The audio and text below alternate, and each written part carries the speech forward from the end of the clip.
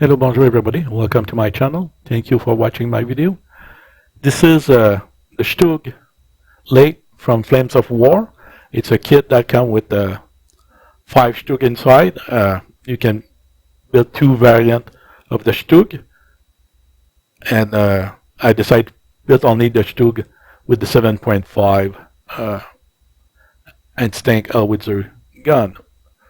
The StuG, as you can see, I start to paint German gray, and all the paint colored used and the company I use and numbered will be marked in the description below.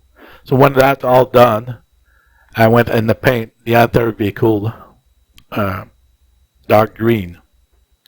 When all that is painted, as you can see, it's kind of a production line. It's all the skirt, all the vehicle, and then let it dry and start another color. And when it was dry, I used to hide strip of green to go with the pattern I tried to achieve with the vehicle, and apply dark yellow on the entire vehicle.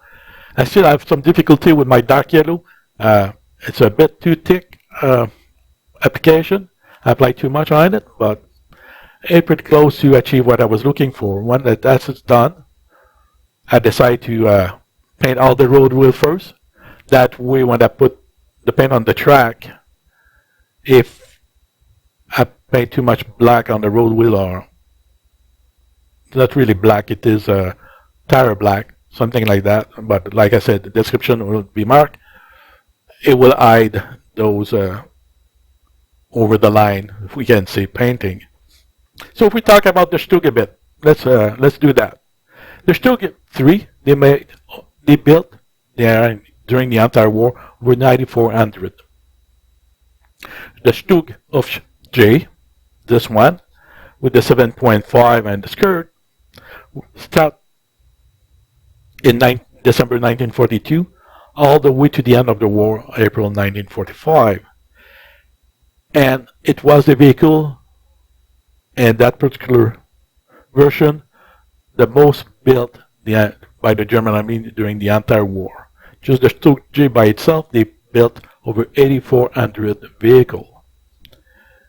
If you compare, you can check with the Panzer IV, but the Panzer IV, all its variant together, was less than the StuG was built.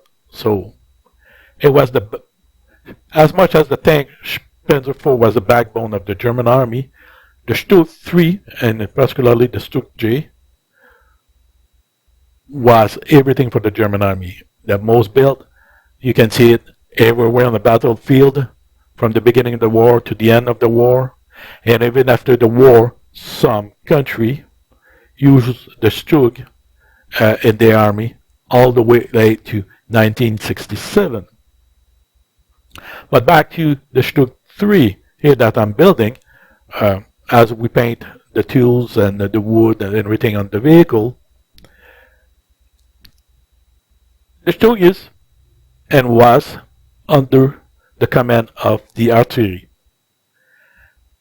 At few exceptions, there's few German army that use the StuG as inside their unit, or the Panzer Division also.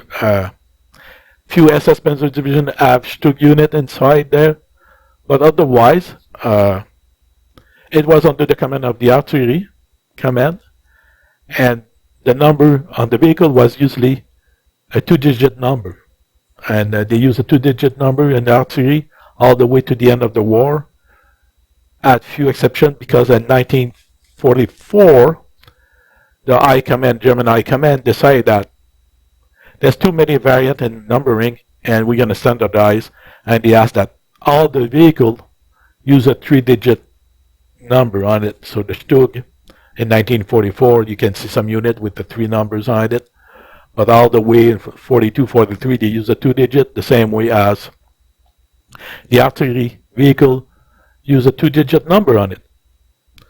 So his role was, because it's an artillery, was with an howitzer at the beginning of the war, supporting the troop. It's a direct support because the movement of the troops did not allow the artillery to follow in the step of the infantry. So to have an howitzer installed on the StuG, it's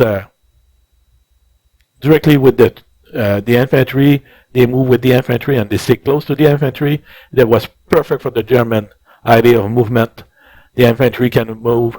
They have a blockhouse or a nest of enemy. You have difficulty. They bring the howitzer on the StuG and they clean the problem and they can go forward. But by the modification in 41, after Barbarossa start of Russian tank and T-34, where the Panzer III and the early Panzer IV were not able to do much damage, they look at it and say, we need a solution, a fast solution, and to have a bigger caliber installed on the tank, need development. But to install on a casemate like the StuG, pretty easy, because it doesn't have to move much, can be heavy, can have a good recoil because of the inside, and that's how the StuG was placed in service with the 7.5 gun on it. So that's pretty much, in a short, the story of the StuG and how come you get the 7.5 and why it is an artillery piece at the beginning of the war, and the entire war stay under the command of the artillery. From there, as you can see, I'm getting slowly close to painting all the component on the vehicle, and as you can see, the video doesn't show all the thing I did with the video, with the painting. It's like when I paint the track, I forget to paint right in the back of the casemate where the two antenna are, or can be have or possibility to install two antenna. I did not paint it. I painted later. Right now, I'm painting the rust color on the exhaust system for the vehicle. And I paint it in different ways. So you can see me, I paint the tools, the wood on the tools first, and then I went and paint other thing. And then I come back and paint the wood, the metal on the tools. And thread pattern is to let enough time to dry, even if I took that in several days. And also, it's a production line, like I said. So I'm painting 5 StuG. I paint also other model vehicles, and when I start, I just do all the tools in one shot and one on a particular vehicle. So I go and do all the other vehicles. So it kind of fun and not fun. So one big variant you can see in the StuG 3, and it doesn't say much, is on a rooftop. They change. The early 1942-43, the casemate, the hatch for the gunner, or not really the gunner, and the loader open in one way and then change for the other way, and also the machine gun on top. The machine gun was manned with the guy standing outside to use the MG over there. By 1944, and early 40 and late 43, they changed with an automatic machine gun on top of the vehicle. What that means is the German army arrived with a system where the loader gunner inside the StuG will stay inside, and with the periscope will see outside and would control the fire of the machine gun on the rooftop, so they don't have to open the hatch. They are inside, and they can turn left and right all around the machine gun and fire directly at the enemy using a periscope. When it's time to reload the machine gun, they have to go outside, but hopefully the use of the machine gun is secondary when there's a close infantry enemy nearby, and the problem is solved pretty fast, and they don't have to reload in combat. Now I'm really near the end of this video, and as you can see, I put some mud, and it's an oil paint, on the vehicle, and I tried to do several layers, so that's why you see me near the end putting some mud a bit more on the track, on the road wheel, and also the lower part of the skirt to make a difference. I did finish paint. I did some pictures, and then I look at it and I'm like, still missing something, and I decide to put some smoke around the gun and also on the exhaust system in the back to complete the vehicle. But like everything, you think you're done. If I look at it, I may think about something else to do with this vehicle and add some minor painting on it.